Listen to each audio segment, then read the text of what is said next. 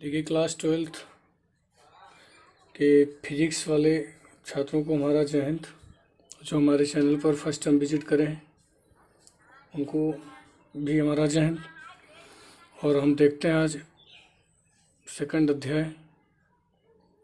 वैद्युत फ्लक्स तथा गॉस की प्रमेय, मतलब electric flux and Gauss theorem.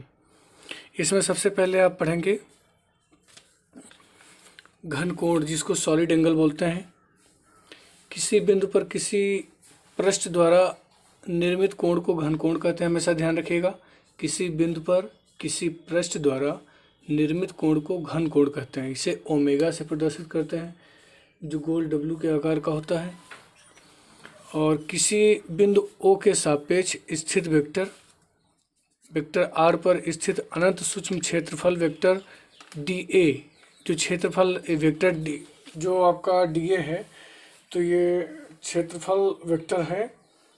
बिंदु O पर निर्मित घन कोण d ओमेगा बराबर आपका होता है dA R vector scalar vector R upon R square. अब जो कैप R है इसको आप लिख सकते हो कैप N, एकांक वेक्टर इसको बोलते हैं, और इंटू R हो गया आपका वेक्टर सदिश। तो इन दोनों का जो मान होता है, यार देखिए मैंने लिख दिया है, तो कैप इक्वल टू होता है 1 इंटू 1 कॉस थीटा। तो यहाँ पर आपका कॉस थीटा बढ़ जाएगा, इसकी जगह पर हम हटा के यहाँ पर कॉस थीटा लिख देंगे। मतलब इसका फाइनली जो है formula d omega equal to dA cos theta upon R square हो जाएगा। और आगे आप देखेंगे, जब संपूर्ण पृष्ठ A पर हम जब बात करेंगे तो संपूर्ण के लिए यहाँ पर समाकलन का सिंबल लग जाएगा। हमेशा ध्यान रखिएगा, जहाँ पर संपूर्ण की बात की जाती है वहाँ पर इंटीग्रेशन सिंबल लग जाता है। तो यहाँ पर इंटीग्रेशन सिंबल लगा दिया गया है।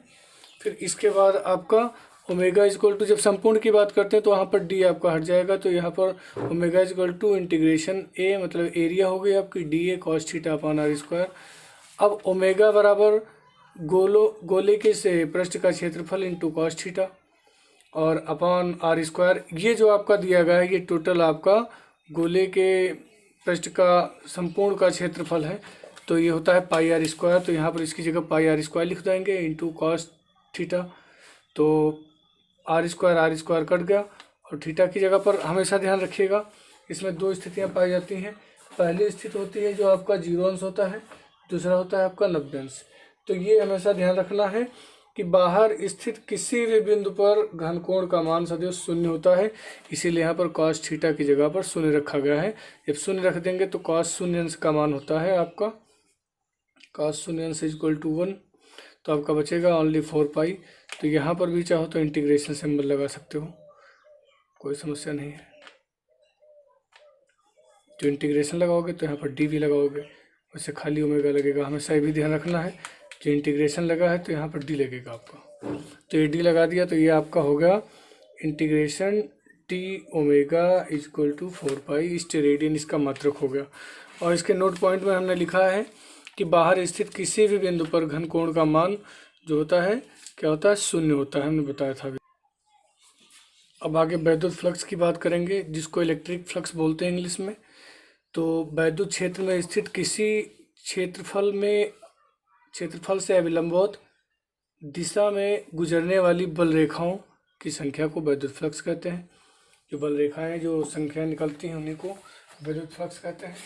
आप देख भी सकते हैं कि कैसी वो रेखाएं हैं, इनके बारे में आप अपने आप को क्लियर कर सकते हो। ये देखिए वैद्युत बल रेखाएं, इस पेड़ गोला है, या इस तरह भी निकाल सकते हैं इनको। तो ये वैद्युत बल रेखाओं का जो है ये रूप दिया गया है।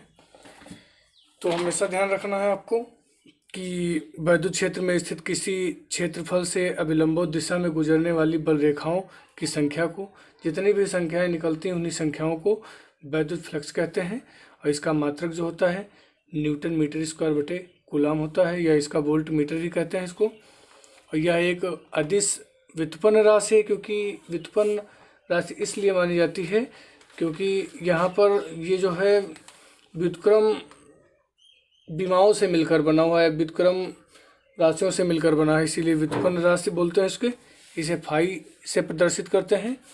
और इसका विमेय सूत्र जो है ml3 t⁻³ a⁻1 होता है। देखिए इसका विमेय सूत्र कैसे निकालेंगे। देखिए यहाँ पर आपका दिया गया है newton metre square upon coulomb. तो न्यूटन आप जानते हो यम यल t⁻² होता है और मीटर को तो यल स्क्वायर ही बोलते हैं और ये हो जाएगा आपका 80। अब इसको ऊपर भेजेंगे हम तो ये हो जाएगा ml2 यहाँ पर एक यहाँ पर है तो l3 t⁻² यहाँ पर है, ये 1 नीचे है, ये ऊपर जाएगा माइनस का हो जाएगा तो -3, a प्लस का ऊपर जाएगा तो -1 हो जाएगा। तो ये आपका हो गया इसका विमेय सूत्र। ध्यान रखिएगा विमेय सूत्र निकालने में कोई प्रॉब्लम नहीं, थोड़ा मेहनत करिए अच्छी तरह से समझ जाएंगे। आगे देखिए बहुत इंटरेस्टेड है, बड़ा मतलब अच्छा लगेगा जो आगे आप रेगुलर पढ़ते रहोगे। फिर देखिए इसमें आपका जो है डायग्राम दिया गया है जो इस तरह आपका है पैरेलल, तो आपका थीटा इक्वल टू 0 अंश और जो लंबवत है अभिलंबवत तो थीटा बराबर 90 अंश आ जाएगा। तो यहाँ पर इस पृष्ठ से बद्ध वैद्युत फ्लक्स तो D phi equal to E D A cos 90 अंश, तो कॉस 90 अंश का मान 0 होता है तो ये सब टोटल 0 हो जाएगा। अब जब हम पूरे फ्लक्स की बात करेंगे तो बड़े पृष्ठ से बद्ध वैद्युत फ्लक्स की बात करेंगे तो फाई इक्वल टू ये हो जाएगा संपूर्ण के लिए, जब पूरे की बात की जाएगी तो डी फाई इक्वल टू अब ये आपका हो जाएगा ई इंटू डी ए। तो इसको आप लिख सकते हो phi equal to integration E into D A, मतलब समाकलन जब संपूर्ण की बात की जाती है। इसमें भी देखिए नोट पॉइंट मैंने लिखा है घन कोण का मान बंद पृष्ठ की आकृति तथा आकार पर निर्भर नहीं करता है। चाहे जैसी आकृति हो चाहे जैसा आकार हो, इससे आप निश्चिंत रहिएगा, कोई समस्या नहीं हो सकती है। नेक्स्ट आपका टॉपिक है गाउस नियम, गाउस लॉ इसको इंग्लिश में बोलते हैं। इसकी हमने 2 डिफिनीशन लिखी हैं।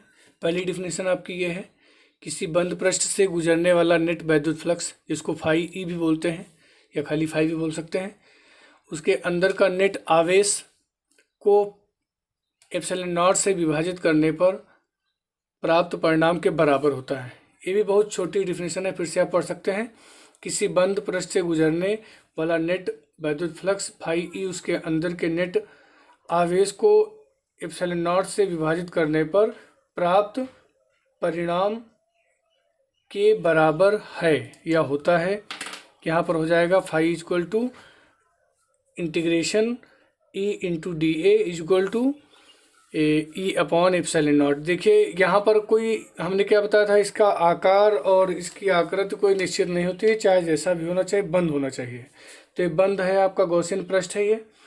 अब इस गॉसियन पृष्ठ में जो आपका दिया गया है यहाँ पर बिंदु ओ हमने रख लिया, यहाँ पर आवेश क्यू है, ये पूरा टोटल ए है मतलब क्षेत्रफल, और ये तुम्हारा यहाँ से वैद्युत क्षेत्र की तीव्रता जिसको हमने ई माना है, और ये तुम्हारा हो जाएगा वैद्युत क्षेत्र स्मॉल बहुत छोटा सा वैद्युत क्षेत्र, इसीलिए यहाँ पर डी ए लगा हुआ है। उसके बीच में कोण आपका थीटा बना गया है। ये बिंदु पी है जहाँ पर हमको ज्ञात करना है गॉस के नियम के अकॉर्डिंग। ये तुम्हारा टोटल कोण बन रहा है जिसको डी ओमेगा बोलेंगे। इसी को आपको घन कोण कहा जाता है, ध्यान रखना है आपको। जहाँ एप्सिलॉन नॉट वायु अथवा निर्वात की वैद्युतशीलता है, ये भी ध्यान रखना पड़ेगा। इसकी दूसरी डिफिनीशन मैंने लिखी है किसी वैद्युत क्षेत्र में स्थित बंद पृष्ठ से निर्गत संपूर्ण वैद्युत फ्लक्स का मान उस पृष्ठ द्वारा परिबद्ध कुल आवेश का 1/ε0 गुना होता है। ये भी बहुत सिंपल डिफिनीशन है, चाहो दोनों में से कोई एक डिफिनीशन आप लिख सकते हो, बिल्कुल सही मानी जाएगी। इसकी उत्पत्ति कैसे आया, जैसे क्यू अपॉन ε0 ये किस तरह आया, इसको निकालने के लिए हम इसका प्रूवमेंट करेंगे। तो उत्पत्ति में देखिए मैंने बिंदु पी आपका दिया गया था यहाँ पर बिंदु पी, तो बिंदु पी पर हमको ज्ञात करना है। तो बिंदु पी पर प्लस क्यू आवेश के कारण उत्पन्न वैद्युत क्षेत्र की तीव्रता, तो इसको निकालना है। तो सबसे पहले वैद्युत क्षेत्र की तीव्रता की बात की जाएगी, तो ई बराबर हो जाएगा आपका 1/4 पाई एप्सिलॉन नॉट और क्यू अपान आर स्क्वायर। ये क्वेश्चन नंबर फर्स्ट हो जाएगी। अब जब यहाँ पर बिंदु पी पर वैद्युत क्षेत्र की तीव्रता की बात ई की गई, तो यहाँ पर आपका वैद्युत फ्लक्स भी लगेगा जिसको फाई कहेंगे। तो डी फाई इक्वल टू क्या हमने लिखा है, डी फाई आपका बराबर होता है, डी फाई इक्वल टू हो जाएगा आपका वेक्टर ई इंटू डी ए वेक्टर। जो वेक्टर हटाएंगे तो यहाँ पर आपका लग जाएगा कॉस थीटा। ध्यान रखिएगा परिणामी में जो यहाँ पर, तो ये हो जाएगा कॉस थीटा। अब ई जो इसको इक्वेशन नंबर हम सेकंड कर देंगे। अब जहाँ ये ई जो दिया गया है तो इसकी जगह पर हम ई की वैल्यू पुट कर देंगे। तो लिखेंगे समीकरण फर्स्ट से ई का मान समीकरण सेकंड में रखने पर, तो इसमें रख देते हैं। देखते हैं, आप लोग ध्यान देते रहिएगा। देखिए ई की वैल्यू मैंने ये निकाली है, तो ई की जगह इस ई की जगह पर ये पूरी वैल्यू पुट कर दी जाएगी। तो यहाँ पर हम लिखेंगे D phi equal to 1/4 pi epsilon naught, या यहाँ पर क्यू भी लिख सकते हो, और इनटू आपका अपान में आर स्क्वायर बचा, और ऊपर क्या है D A cos theta upon R square. अब ये तो आपको भी पता हो गया होगा कि ये घन कोण का है, अभी मैंने शुरुआत टॉपिक में इसको बताया। तो इसको आप, ये घन कोण है तो घन कोण के माध्यम से इसको आप क्या लिख सकते हो, डी ओमेगा के बराबर माना गया था। तो यहाँ पर आप लिख सकते हो D A cos theta upon R square equal to D omega. तो इसकी जगह पर डी ओमेगा लिख देंगे। तो D phi equal to Q upon 4 pi epsilon naught into D omega. अब संपूर्ण पृष्ठ की बात की जाएगी। जब संपूर्ण पृष्ठ में हम बात करेंगे, संपूर्ण पृष्ठ